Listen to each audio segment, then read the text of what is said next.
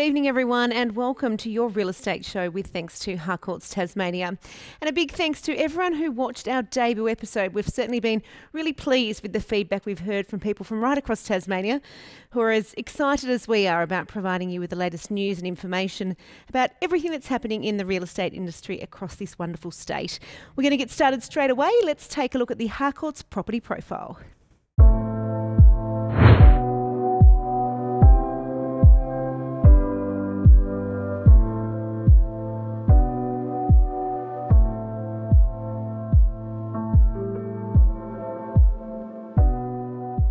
Welcome to not so sunny Shearwater. Normally it's a perfect piece of paradise and it's one of the fastest growing suburbs in Tasmania.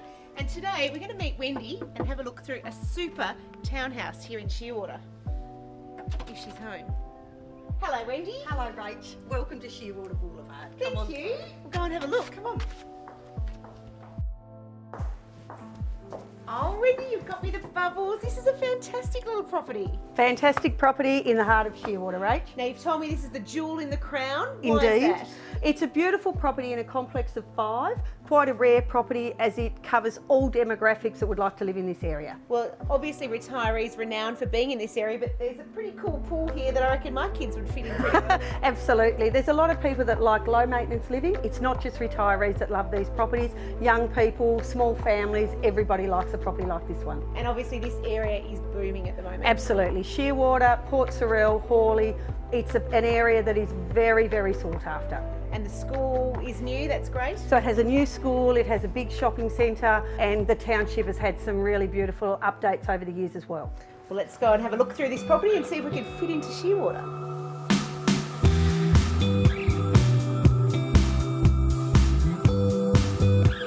Every single part of me wants to jump into this pool. Wow. And it's even got a swim spa so I can train. Look. Jet 1. Oh, 1, 2, 3, 4. Swimming against the jets.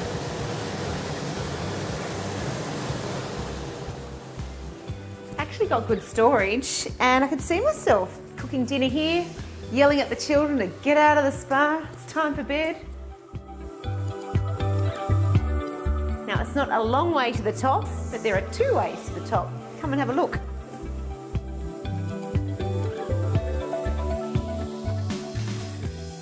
I'm in a lift. How cool.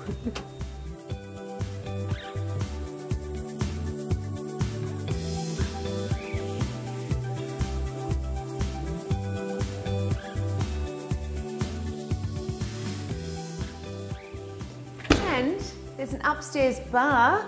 Imagine that. Drinks on the deck of a night. Where's Wendy with that bubble she brought me? Well, what a fantastic property, Wendy. How much are we looking at and when can we start putting in some offers? So the property will hit the market in the next few days, Rach, and we're looking at offers over $625,000 for this beautiful, beautiful property. It is beautiful. If you're interested, give Wendy a call or have a look on realestate.com. Absolutely. And of course your real estate show on Facebook.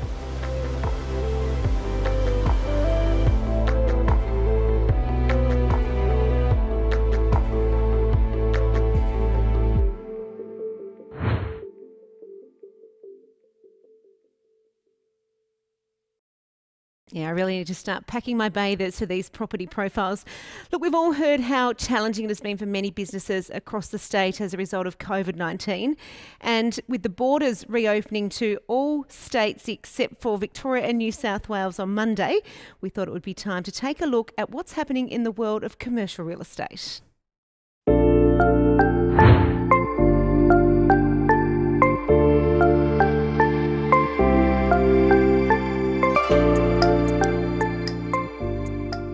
I'm joined now by Nick Oliver from NAI Harcourts, and we're going to talk about what's hot and what's not from a commercial side of things. Nick, welcome. Thanks very much. How are things playing out from a commercial side of things from a sales and leasing perspective around the state? Yeah, well, thanks for having us on. You know, in Launceston at the moment, it's really interesting the way that COVID's unpacked, looking like people are wanting to do things. We're seeing a lot of new business people come out and make a change and want to get into the commercial space. Now tell us about the capital. How's that going in terms of the commercial side down in Hobart? In Hobart, we're hearing that there's a lot of owner-occupier interest. Some sectors are quite strong. The construction sector is probably the standout. And again, in retail, a lot of food retailer interest. Okay, now we're standing here at Inveresk. Obviously, lots of building work underway ahead of the university's relocation from Mowbray down here to Inveresk. How big is that as far as a boost for the area, as far as you're seeing? Well, certainly for confidence for investors, I mean, it's going to make a big difference to Launceston, and we believe in the central city as well. Traditionally, retail in the centre of the city, you know, it needs to push on a little bit and be refreshed, and for that it needs new and fresh people coming in.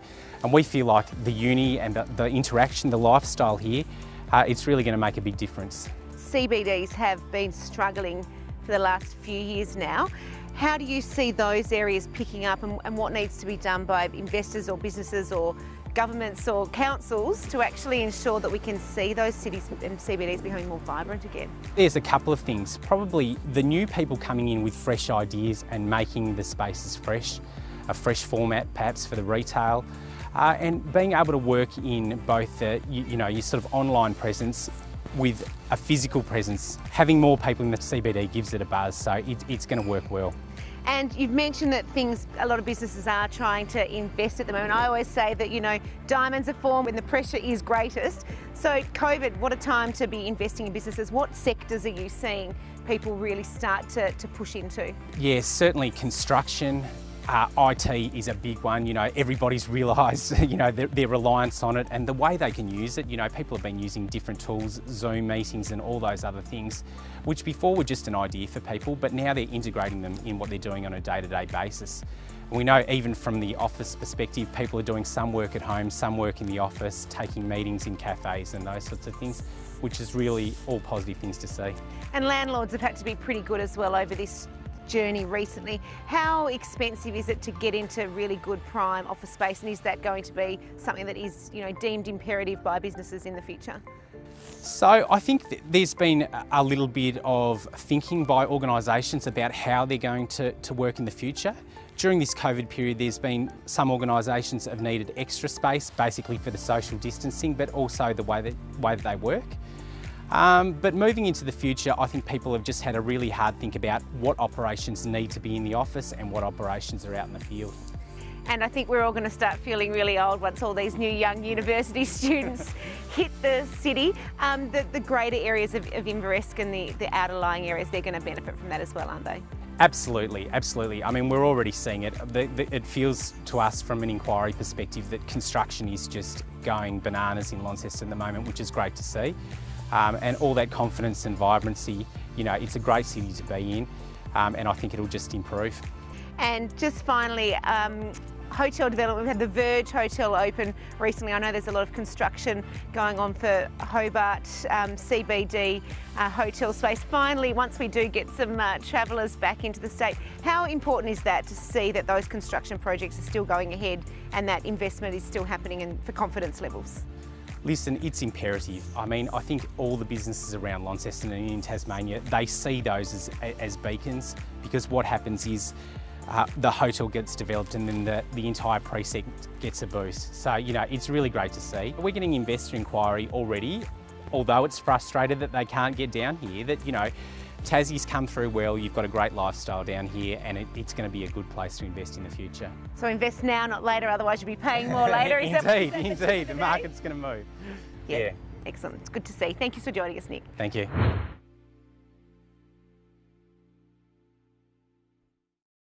In our first episode, we were joined by Harcourts Tasmania CEO Tony Morrison, who spoke about how resilient the property market from a residential perspective has been in Tasmania since that initial lull back in April and May as a result of COVID. Now, the capital city of Hobart has well and truly been punching above its weight. The median house price there has risen $50,000 over the course of the last 12 months, and things are looking extremely optimistic into the future. We caught up with Hobart Harcourts representative Ben Vance to get his take on what's happening in the capital city.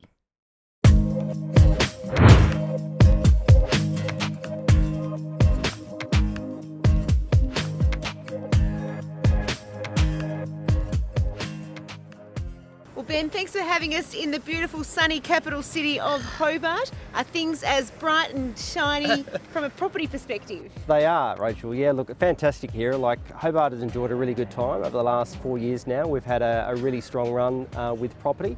So, I mean, you think about that leading up to COVID-19 when it hit back in March, to think that we've had a strong market already, that things would start to fall away. But ever since then, prices have held really well. The selling conditions at the moment are still really strong. And that's probably a little bit to do with, I guess, property being such a resilient form of commodity. But also, there's been fewer stock on the market as well. So we've seen the volumes coming through, probably they're down by about 30%, which is just putting a lot of pressure on prices in an upwards trend. And I'm assuming then that property price point for the lower end of the market, around the 400,000 mark, that's where the pressure is greatest? Yeah, look, that's where it all starts, and then I guess it kind of filters through. So absolutely, the lower end down here in Hobart is 300 to 600, I would say, and we're getting a lot more intensity around offers, a lot more buyers through open homes, and those inspections translating to offers as well. So a lot more competition, which is driving the price up. So that's really key to sort of seeing, you know, the market sort of grow as those buyers upgrade and move on. So there's going to be I think a much stronger market coming through in the coming years as well. Which is pretty exciting, because you had already experienced a 50% growth over the last 4 years, is that right? Yeah, so in about the last 3 years or so, there's been a huge amount of growth. Like, that's incredible, and a really long growth cycle. So usually you'd have a couple of years of a really intense growth cycle, but it's been 4 years already. This is the fourth year now of a really strong market. It's incredible, really. And, you know, who knows? There's, you know, the COVID situation may be changing the way people are thinking about property and their security and being in a safe area. And Hobart, I think, Tassie has a lot to leverage there. You know, we're a safe haven. If we can really handle the COVID numbers, then, you know, it could be seen as a really safe place to be living. Yeah, fingers crossed. And what areas from a satellite perspective of Hobart are doing well and are going to continue to boom, do you think? Absolutely. Well, everything's selling at the moment, from, you know, your entry level 300,000 right through to $1 million plus. But probably where things are really heating up at the moment is probably the city fringe, I would say. That sort of 600,000 to 900,000 mark. You know, places like West Hobart, North Hobart, South Hobart, they're selling really well, and there's really little stock coming through.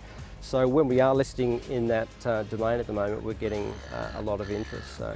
And from a CBD perspective, obviously so much optimism can be seen with the cranes have been torn down now because all the new accommodation and building has happened. Yeah. That's a really exciting thing to know that's all I think it coming is. online. It's just exciting to be a Hobartian during these times. You know, I think we had 4 or 5 cranes in the skyline in the last couple of years. We'd have like maybe 1 or 2. So there's been a lot of approvals coming through, a lot of hotel approvals and apartment complex, and a lot of off-plan stuff that you wouldn't normally see in Hobart. So it definitely is changing. It's exciting. And once the borders reopen, the tourists are back. You're expecting more mainlanders to perhaps come and invest and then push up the prices again for the locals?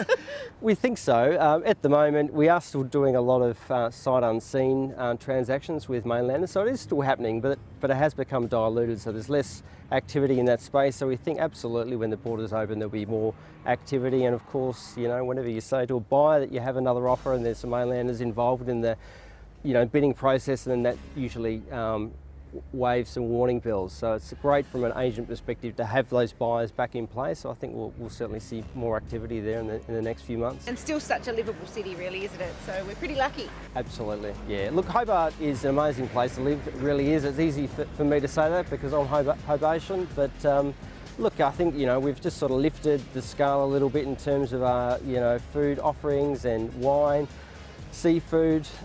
There's much better accommodation, and I think people have really started to realise that. So that's sort of, you know, probably added to the boom that we've been experiencing over the last few years. Wonderful. Thanks so much for your time today, No Ben. worries. Thanks for Appreciate having it. me.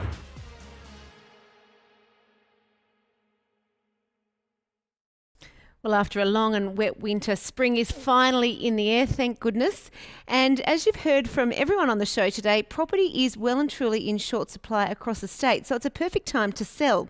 But if you are going to put your property on the market, where should you spend your hard-earned money when it comes to the pretty floral touches around the house that might pique buyers' interests? We spoke to one of the best in the business, Emma Williams from Murphy Bloom, and these are some of her tips.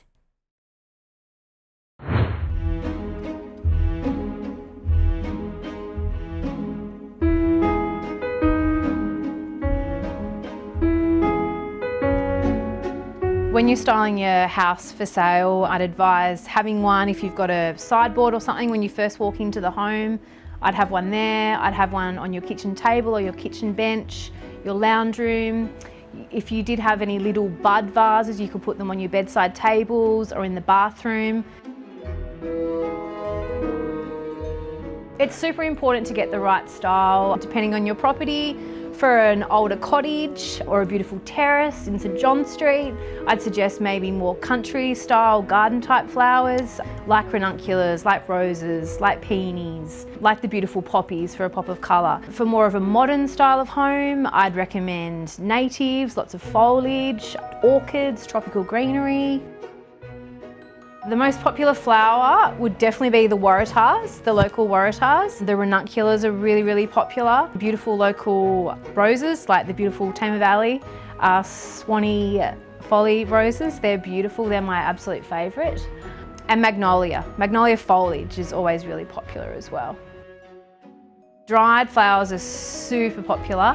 They literally last forever. They do fade in colour over time, but they're amazing. The quality, the colours, they're so beautiful.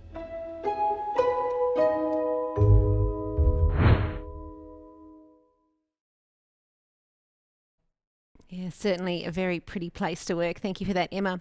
Well, that's all we have time for tonight on Your Real Estate Show. Don't forget you can follow us on Instagram as well for any insights and information and some behind-the-scenes snippets as we're going along filming around this beautiful state. Now, next week, 8 o'clock on Tuesday via Facebook, you cannot miss it. We are going to show you one of the most amazing properties that I've ever seen, and it's in the beautiful Huon Valley, which is a hugely popular area with interstate buyers. So don't forget to tune in for that at 8 o'clock. A big thanks, as always, to Harcourts for supporting Your Real Estate Show. That's it for now. Good night.